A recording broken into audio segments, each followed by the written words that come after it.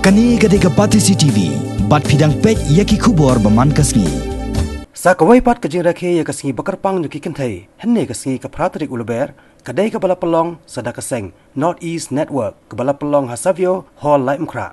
Ka North East Network henne kasngi kala pelong da kajia lang hakane kacika halor ka pang pedeng, Press for Progress. Ha ka bala wan shimenta dagi khna skol, kumjo ki samla bat kilong kami na kaleng kanong ba shilong. Habas dang ngani kejelang layo jingkran kerpang na kawai ni kit khot jong North East Network ka samla Catherine Kendia.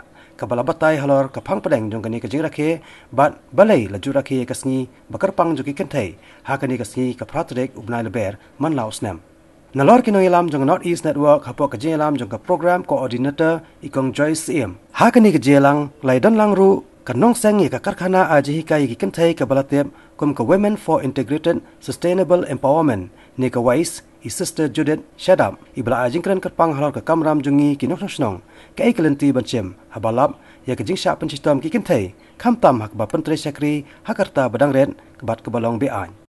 How can we contribute at our own capacity, young as we are? What can we do? How, in what way? If not out there in Mount Frano, Madanrating or Polo or anywhere, but in my surrounding, when I see women who are facing all those that Clinton has shared, and we ourselves have observed a number of things that are happening, can I see in what way I can do?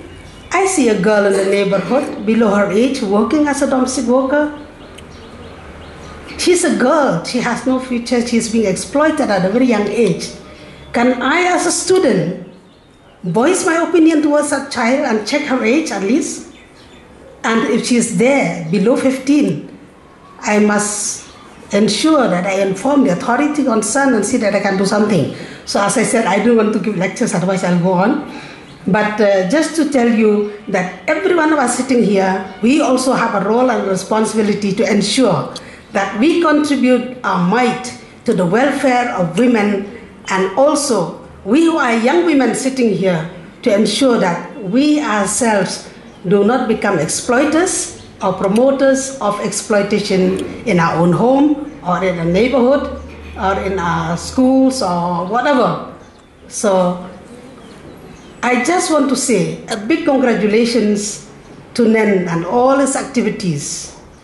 I know under the leadership of Manisha Bahel, apart from all the others, Nen had been doing a tremendous work in the entire Northeast.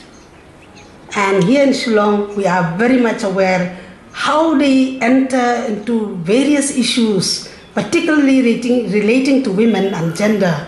They have played a very big role and they have contributed much.